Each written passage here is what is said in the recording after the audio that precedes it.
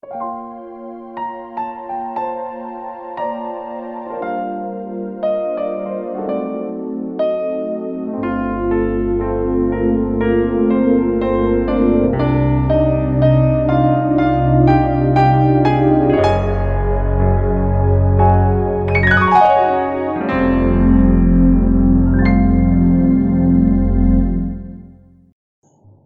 Tuhan, haleluya, haleluya. Selamat malam saudara yang dikasihi Tuhan, jemaat GPDI Sosanim yang ada di rumah masing-masing. Firman Allah kita pada malam hari ini berbicara tentang pilihan Allah. Yang saya ambil di dalam 1 Petrus pasal 2 ayatnya yang ke-9. Namun sebelum kita mulai, kita satukan hati kita di dalam doa. Bapa yang baik, dalam nama Tuhan Yesus Kristus, hari ini kami akan menikmati lagi kebenaran firman-Mu. Kiranya menjadi berkat bagi kami dan mengarahkan hidup kami sepenuhnya untuk mengiring dan melayani Engkau dan pekerjaan-Mu. Terpujilah nama-Mu ya Bapa, dalam nama Tuhan Yesus Kristus kami berdoa. Haleluya, amin. Dalam 1 Petrus 2 ayat yang ke-9 dalam terjemahan baru dikatakan begini. Tetapi kamulah bangsa yang terpilih, imamat yang rajani, bangsa yang kudus, umat kepunyaan Allah sendiri, supaya kamu memberitakan perbuatan-perbuatan yang besar dari Dia yang telah memanggil kamu keluar dari kegelapan kepada terangnya yang ajaib. Nah, saudara yang dikasihi Tuhan, jemaat Tuhan yang saya kasihi, bahwa ketika kita telah dipilih oleh Allah untuk berada di dalam bagian misinya Tuhan di dalam dunia ini, maka kita diberikan tugas menunaikan misi, yaitu untuk memberitakan perbuatan-perbuatan yang besar dari Dia yang telah memanggil kehidupan kita keluar dari kegelapan dan ditempatkan kepada terang yang ajaib. Nah, saudara yang dikasihi Tuhan, ayat ini lebih menegaskan tentang sebuah konsep pelayanan di dalam budaya kerajaan Allah itu sendiri. Nah, kita sebagai anak-anak Tuhan, kita sebagai orang pilihan Tuhan, suka tidak suka, mau tidak mau, harus berada pada konsep pelayanan dan budaya kerajaan Allah. Apa itu konsep pelayanan di dalam kerajaan Allah itu? Yang pertama kita lihat adalah imam. Dikatakan dari firman Allah, kamulah bangsa yang terpilih, imamat yang rajani. Nah, jadi saudara yang dikasihi Tuhan, kita adalah imam. Imam berbicara tentang pelayanan imamat. Mencerminkan seorang imam yang melayani, menjadi pelayan Tuhan, yang siap melayani Tuhan, tetapi juga melayani pekerjaan Tuhan. Jadi kehidupan jemaat Tuhan, kita semua dipersiapkan oleh Tuhan untuk mengambil bagian di dalam melayani Tuhan dan pekerjaannya. Dan hidup kita harus dipenuhi dengan karakter-karakter Allah, karakter-karakter ilahi yang akan memenuhi standar seorang pelayan Tuhan.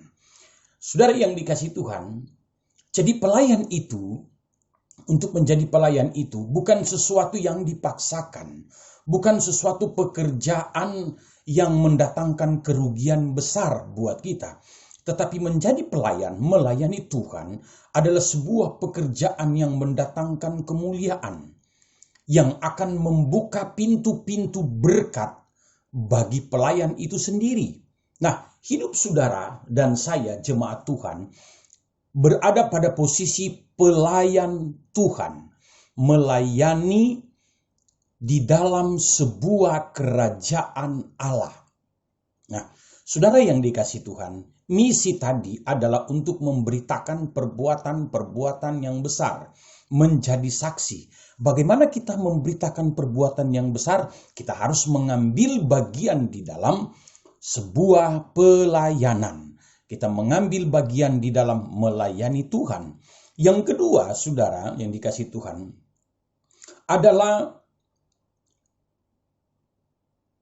menerapkan budaya kerajaan Allah itu sendiri.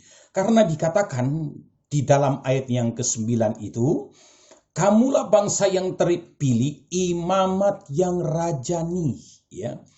Ingat bahwa kita sedang berada di dalam sebuah konsep kerajaan, melayani dengan sistem konsep kerajaan. Nah, jadi saudara yang dikasihi Tuhan, berarti kita melayani raja. Nah, kalau kita melayani raja, raja kita adalah Yesus Kristus itu sendiri. Nah, maka kita harus menerapkan, menjalankan budaya kerajaan Allah itu sendiri. Apa itu budaya kerajaan Allah sendiri? Kita harus memiliki rasa hormat. Ya, bagaimana seorang pelayan menghadap raja, berjalan di depan raja dengan membungkuk, ya, dengan berjongkok, menundukkan diri, ya, dengan rasa hormat, kemudian segan, memiliki keseganan, tidak berani menatap seorang raja, hanya tunduk merendahkan diri karena menyadari kita ini adalah sebagai pelayan-pelayan Tuhan. Nah, di bagian lain ada ayat yang mengatakan bahwa Allah menentang orang yang congkak hatinya. Allah menentang orang yang tinggi hati. Allah menentang orang yang sombong. Jadi apa yang harus kita lakukan? Kita harus menerapkan budaya kerajaan Allah itu. Budaya kerajaan Allah itu adalah kita harus memberi rasa hormat. Kita harus saling menghormati dengan sesama yang lain. Sesama pelayan, kita menghormati jemaat yang sedang dilayani dan yang sedang mengambil dalam sebuah konsep pelayanan. Jadi ada rasa hormat, saling menghormati, saling menghargai. Tidak ada yang saling meninggikan hati, tidak ada yang saling menunjukkan keunggulannya masing-masing.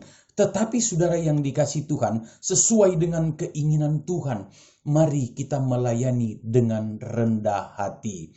Mari kita melayani bukan dengan sebuah kesombongan. Mari kita melayani bukan dengan sebuah ambisius yang besar. Mari kita melayani bukan hanya untuk menjatuhkan orang lain dan sebagainya. Tetapi mari kita mau melayani dengan kerendahan hati kita di hadapan Tuhan. Itulah budaya kerajaan Allah. Yang melayani yang dipenuhi dengan kasih kita kepada Allah. Melayani yang dipenuhi kasih kita kepada sesama kita. Itulah yang Tuhan inginkan. Yang ketiga, menjadi bangsa yang kudus.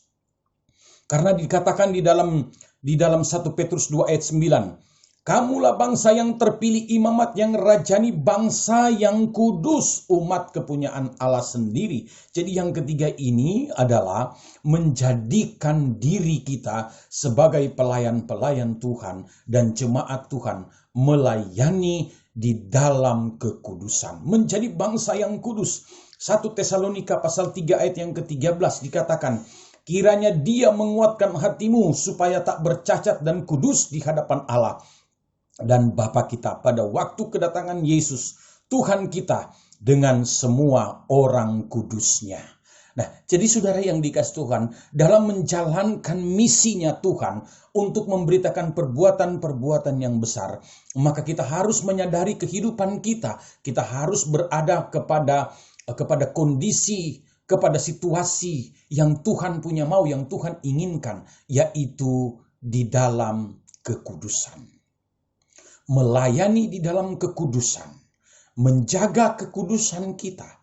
Karena Allah yang kita layani, Raja yang kita layani adalah Raja yang dipenuhi dengan kekudusan. Dia adalah Allah yang suci, Dia adalah Allah yang kudus, Dia Tuhan yang kudus, Dia Tuhan yang suci. Yesus Kristus, tidak bercelah sama sekali ketika memberikan dirinya sepenuhnya untuk menebus dosa kehidupan saudara dan saya, dan menempatkan saudara dan saya kepada terang yang ajaib.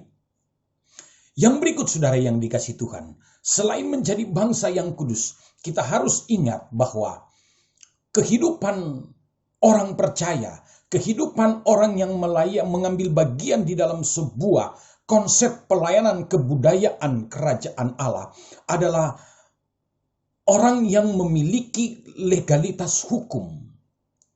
Dan kita tahu bersama bahwa hukum kita yang terutama adalah kasih terhadap Allah. Dan hukum yang kedua adalah kasih terhadap sesama. Nah, kedua dasar hukum inilah yang harus kita terapkan di dalam konsep pelayanan kita. Di dalam kita mengiring akan Tuhan. Di dalam kita mau menerapkan budaya-budaya kerajaan Allah. Ya, yaitu dasarnya adalah hukum terhadap hukum yang utama, yaitu kasih kepada Allah. Hukum yang kedua adalah kasih terhadap sesama. Jadi melayani dengan kasih, melayani dengan penuh cinta kasih kepada Tuhan, melayani dengan cinta kasih juga kepada sesama. Bukan karena ada sesuatu, bukan karena ada timbal baliknya, bukan karena dan mengharapkan jasa dan sebagainya, tetapi melayani dengan kasih.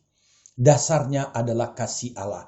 Hukum yang terutama adalah mengasihi Tuhan kita. Hukum yang terutama, kasihilah Tuhan Allahmu dengan segenap hatimu. Dan hukum yang kedua, kasihilah sesamamu manusia.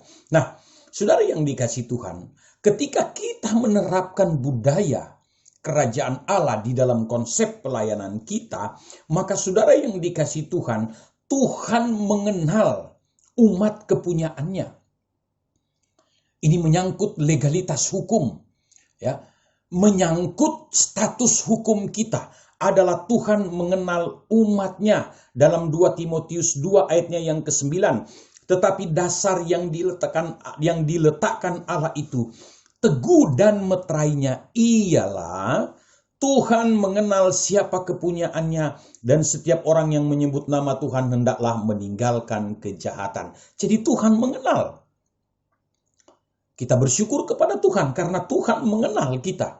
Ya, meterainya adalah Tuhan mengenal kita. Nah, inilah dasar yang diletakkan Allah di dalam umat kepunyaannya itu. Kehidupan jemaat Tuhan, kehidupan saudara dan saya. Tuhan mengenal kita. Yang berikut adalah, meterai yang berikut adalah, kita ditetapkan oleh Roh Kudus dalam Kisah Para Rasul pasal 20 ayat yang ke-28. Meterainya adalah Roh Kudus. 1 Korintus 6 ayat yang ke-19 dikatakan kita milik Roh Kudus. Ini legalitas hukumnya. Ya, ini yang harus kita lihat, bahwa betapa kita tidak bersyukur kepada Tuhan. Kita dilengkapi, kita diberikan Roh Kudus. Bahkan kita dikatakan 1 Korintus 6 ayat 19 kita milik Roh Kudus. Efesus 1 ayat 13 dimeteraikan dengan Roh Kudus yang dijanjikan itu. Kemudian Efesus 1 ayat 14 dikatakan dan Roh Kudus itu adalah jaminan.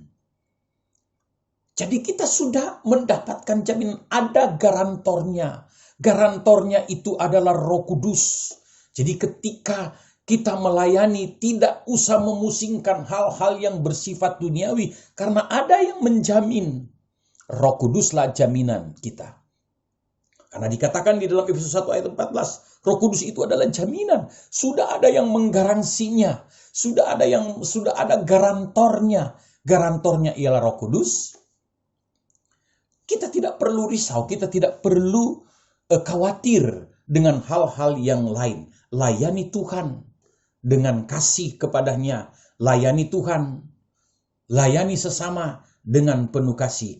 Kita akan mendapatkan pahala yang jauh lebih baik dari apa yang kita duga. Jadi kita lihat aspek legalitas hukum dan jaminan hukum dan kepemilikan kepada saudara dan saya adalah kuasa Roh Kudus itu. Tuhan sudah menyediakannya, Tuhan sudah melengkapinya di dalam kehidupan saudara dan saya. Nah, itu sebabnya saudara, mari kita kembali kepada firman Allah. Kita mau melakukan, memberitakan perbuatan-perbuatan yang besar. Inilah yang saya sebut sebagai standar pilihan Allah, adalah memenuhi ya kita sebagai imamat yang rajani, yang melayani. Dan kita ingat bahwa kita berada pada konsep pelayanan budaya kerajaan Allah. Kemudian kita harus menjaga dan memelihara kekudusan di dalam pelayanan itu sendiri. Dan tidak usah risau bahwa kepemilikan, legalitas hukum, jaminan, semua Tuhan sudah sediakan untuk saudara dan saya. Tuhan Yesus Kristus memberkati.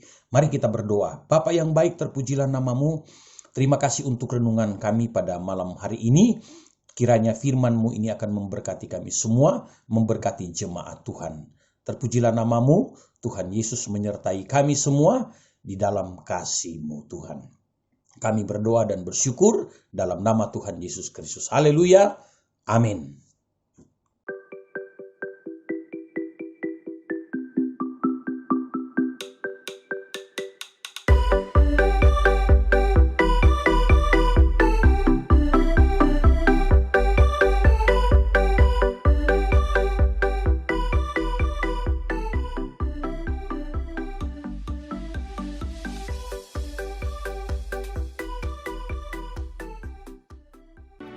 Gerejaku adalah rumahku.